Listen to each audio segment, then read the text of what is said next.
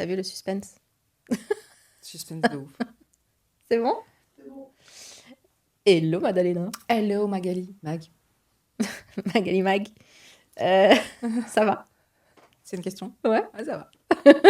Ça va. Comme tu peux constater à ma mine radieuse. Bah oui, t'es belle. Ça T'es va. belle. Et toi? Ouais, comme tu peux constater à ma mine radieuse aussi. Mais Ouais. ça va. Ah ouais. Allez, on y va pour ton pourquoi. Mon pourquoi, Ton ok. pourquoi. Qu'est-ce qui t'a poussé à choisir le métier d'hypnothérapeute et pas un autre? Qu'est-ce qui m'a poussée à choisir le métier d'hypnothérapeute et pas un autre? Bah déjà, moi, donc, je sais pas si je le dis tout le temps ça, mais j'ai arrêté de fumer avec l'hypnose. Et comme j'étais tellement un cas désespéré, j'étais tellement une tox, j'étais tellement un bordel en fait avec la cigarette, que le fait que ça ait marché sur moi, pour moi, c'était révolutionnaire. Et donc, je me suis dit qu'au lieu de continuer à vendre ce que je vendais, je peux faire de commentaires sur ce que je vendais, mais au lieu de continuer à travailler pour une enseigne qui était plus en phase avec mes valeurs, j'allais aider les gens comme moi j'avais été aidée. Et, et moi, je croyais naïvement que l'hypnose, c'était une espèce de don mystique. Et en fait, non, ça s'apprend. C'est même presque une science, en fait. Enfin, en tout cas, la PNL. Et donc, voilà pourquoi pourquoi je me suis lancée dans l'hypnose, en fait. Je regarde si j'ai une autre question qui vient. Parce que enfin, ouais, enfin si. Pourquoi tu dis mystique? Qu'est-ce que tu pensais qu'il fallait savoir faire? Enfin, que c'est, genre, c'était les gens, ils naissaient avec ça Ouais, bah, et toi, tu pourrais pas?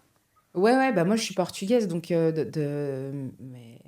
mes parents, mes grands-parents, ils sont originaires de petits villages du Portugal. Et donc, des histoires comme ça, de tantes ou de grand-mères qui ont des dons, tu sais.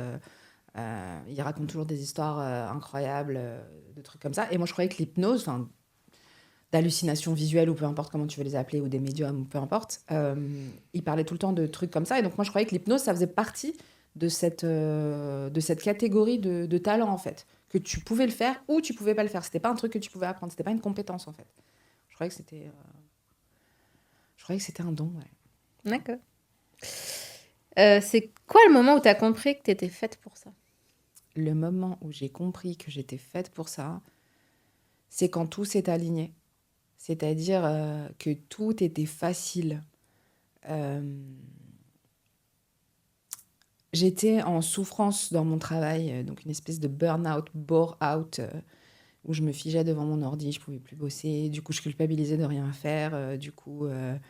Enfin bon, bref, c'était dans une boucle infinie, horrible, où je me sentais très mal. Ça faisait longtemps que j'avais pensé à me former à l'hypnose. Et un jour, je donne le contact de l'hypno qui m'a arrêté de fumer, mon sensei. Et je donne le contact à une copine et je lui dis, bah tiens, si tu veux arrêter de fumer, il y a ce mec-là. Et plus tard, je prends des nouvelles. Je lui dis, alors, t'as réussi à arrêter de fumer? Elle me dit, bah non, le gars donne des formations, il ne fait plus de thérapie. Et donc, je l'appelle direct. Je lui dis, mais tu me dis pas que tu fais une formation alors que tu sais que je veux le faire et tout. Et il me dit, bah écoute, c'est la semaine prochaine, viens.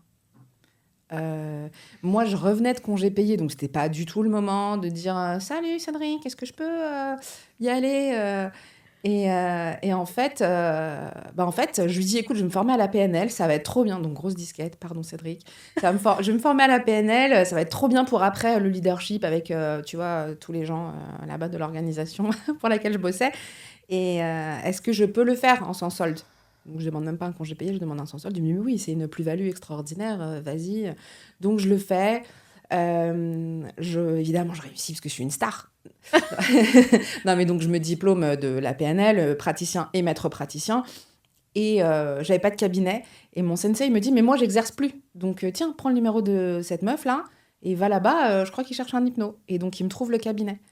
Je croyais que j'allais devoir postuler, remplir des papiers et tout. La nana me dit oui, tiens, fais-moi le virement de la compte, tu commences quand tu veux. Et donc tout était tellement facile, magique, que je me suis dit ok, c'est exactement ça que je dois faire. Et après, la grande joie que j'ai quand je me rends compte que je suis en train d'aider quelqu'un, les transformations auxquelles j'assiste, je me dis voilà, c'est ça que j'ai envie de faire en fait. En tout cas, comme métier. Sinon, Bah, je pense que si j'étais milliardaire, j'aurais pas une occupation comme celle-là, tu vois. tu Peut- continuerais pas à faire Je pense que je continuerais à faire, mais pas de la même manière. Pas. Pas aussi souvent, quoi. Peut-être pas aussi souvent. Pas Ouais. tous les jours, tout le temps. Voilà. Je pense que j'aurais une ferme avec des beagles et des vaches et des ânes et des trucs comme ça, si j'étais milliardaire. Ah ouais? Ouais. Une ferme. Avec des animaux, tu vois, genre comme Virginia Marcus, qui est végane antispéciste militante, qui aide des agriculteurs, enfin, je sais même pas si on dit des agriculteurs pour les animaux, qui aide des éleveurs, en fait, qui veulent arrêter l'élevage à se reconvertir dans autre chose. Donc, elle replace les animaux de ferme, elle aide les humains à retrouver un autre métier. Son truc est magnifique, parce qu'elle met du coup, elle, en lien avec beaucoup d'amour, le véganisme et, tu vois, les éleveurs que les véganes critiquent souvent, genre, ah, les connards, les éleveurs, tu te rends compte, ils tuent des animaux. Bah, elle fait ce pont, justement, avec... ça, pour moi, c'est le summum de la mission de vie, quoi. Donc, et comme j'adore les animaux, si j'étais milliardaire, j'aurais une ferme énorme avec plein d'animaux de toutes sortes, voilà. Mais je pense que je ferais quand même des séances, mais juste pas tous les jours et pas à ce rythme-là. Qu'est-ce que tu veux absolument changer dans ce monde avec ton taf?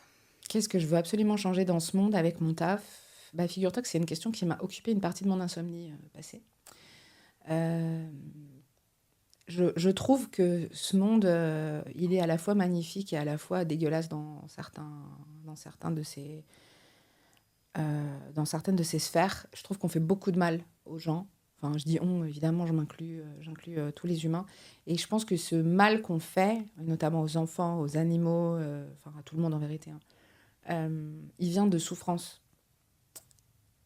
Tu vois, la dernière fois, j'avais une cliente qui est venue me voir.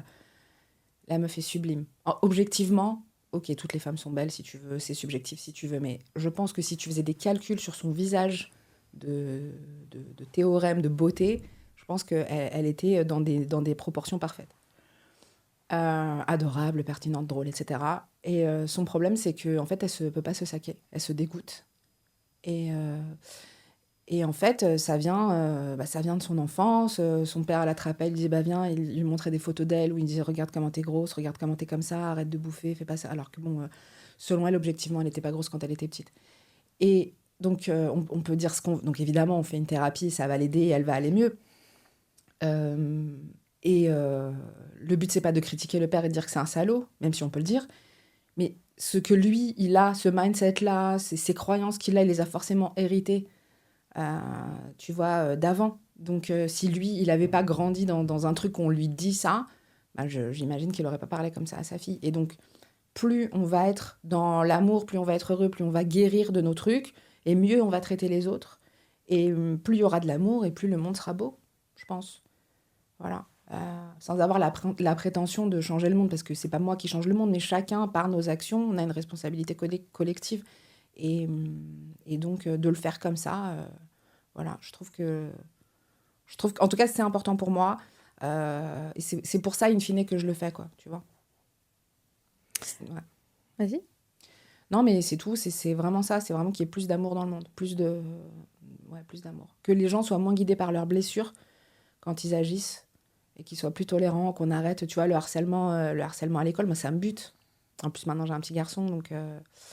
Ça me rend ouf de voir que des nanas de 30 ans, je sais pas, ou même 40 ans, elles se font vomir, elles se scarifient ou je sais pas quoi parce qu'on leur a dit des trucs dégueulasses quand elles étaient petites, ça me rend ouf. Et donc tout ça, déjà j'ai envie d'aider ces personnes-là et j'aimerais aussi construire, enfin aider, évidemment c'est très humblement que je dis ça, aider à construire une autre base, donc une génération de personnes bienveillantes avec du love, quoi. À qui tu penses quand tu travailles? Pour qui tu fais tout ça au fond? Pour qui je fais tout ça au fond? Pour Biggie. Pour Biggie. T'allais dire Biggie? J'allais dire ça.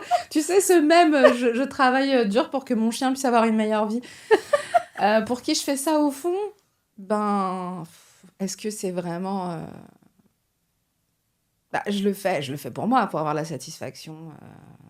Tu vois, c'est un peu égotique de le dire, mais il faut le reconnaître honnêtement. Quand tu fais un truc et que t'es fier de toi, ça fait du bien, tu vois. Je le fais, je le fais. Mais du coup, je comprends pas bien. Je comprends pas bien ta question. Pour qui je le fais? Est-ce que c'est pour qui pour qui je travaille, tu vois? Oui. Pour qui je travaille? Pour qui tu travailles? Oui, oui. Enfin oui. Pour qui tu puis oui, ouais. En fait, la première question, c'était à qui tu penses quand tu travailles? Ah oui, à qui je pense quand je travaille. Alors, dans la séance, je pense uniquement à la personne qui est dans le fauteuil. Enfin, je suis hyper concentrée sur la personne qui est en hypnose. Je regarde ses paupières, je regarde la manière dont son corps bouge, je regarde sa respiration. Donc, je suis focus 100%. C'est hyper exigeant comme pratique. Tu vois. Après, pourquoi je travaille? Bah, pour moi, pour ma famille, pour qu'on puisse avoir des belles vies. Et aussi, j'ai longtemps travaillé pour des trucs qui aujourd'hui sont plus du tout en phase avec mes valeurs. Ça fait longtemps d'ailleurs que je rejette, enfin que je rejette. J'accepte mon passé qui a fait qui je suis et j'en suis très fière, mais je pouvais plus continuer là-dedans. Et je gagnais bien ma vie. Et je travaillais pour des bad guys, en gros. Enfin, pour ce que moi je considère pas des gens qui élèvent le monde, et ni l'humain, et ni la santé. Euh, et, et en fait, j'ai envie maintenant de gagner ma vie en faisant ça, enfin en faisant quelque chose qui a du sens pour moi. Et pour répondre à ta question que j'ai oubliée, enfin non, j'ai pas oublié, mais je comprends plus pourquoi j'ai dit tout ça. À qui tu penses quand tu Ouais, travailles? à qui je pense? Eh ben, je pense aussi à cet idéal que j'ai. Parce que les gens me trouvent très cynique, mais je suis quand même un peu idéaliste. À cet idéal que j'ai, qu'on peut faire du bien. Enfin, en tout cas, avoir quelque chose où on essaye en tout cas de faire du bien aux gens en gagnant sa vie correctement. Et c'est ça la ligne que j'ai, tu vois. Il y a le pourquoi et après, il y a le chemin. Et le chemin, c'est ça. Ok. Qu'est-ce qui te rend fière à la fin de ta journée? Qu'est-ce qui me rend fière à la fin de ma journée? Bah, c'est justement d'avoir vu des transformations parfois. Tu vois, et c'est aussi de m'occuper de ma famille, tu vois, d'avoir le temps de jouer avec mon fils, le temps d'avoir promené mon chien, le temps tu vois, de pouvoir vivre en accord avec mes valeurs. Euh, et en fait, souvent, on travaille pour avoir une meilleure vie, mais en fait, on travaille tellement qu'on profite pas de notre vie. Et tu vois, bah ça me rend fière de pouvoir me poser de temps en temps dans ma journée et dire, mais en fait, j'ai exactement la vie que je veux.